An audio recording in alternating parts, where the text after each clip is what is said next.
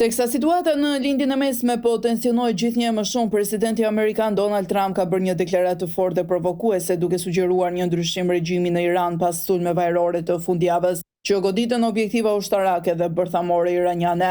Në një postim në platformën e tij, Trump shkruajti: "Nuk është politikisht korrekte të përdorësh termin ndryshim regjimi, por nëse regjimi aktual në Iran nuk është në gjendje të bëjë Iranin të masë sërish, pse të mos ketë një ndryshim regjimi?"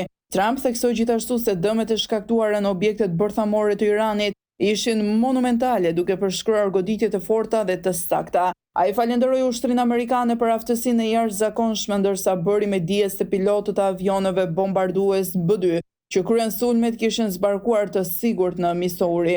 Deklarata e Trump vjen në një moment shumë të djeshëm kur presidenti iranian Masoud Pezeshkian ka paralajmëruar hakmarrje dhe mira qytetar në Teheran brohrasin hakmarrje në protesta kundër SBA-ve.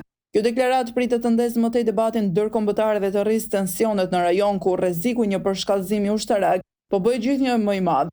Sulmet e SBA-ves synuan objekte bërthamore në Fordo, Isfahan dhe Natanz, tre qendra strategjike të programit bërthamor iranian. Në përgjigje, regjimi iranian ka deklaruar se bazat ushtarake amerikane në lindjen e mesme janë objektiva legjitime, ndërkohë qeveria iraniane po shqyrton mundësinë e mbylljes së ngushticës së Hormuzit, një arterje thelbësore për tregtinë globale të naftës.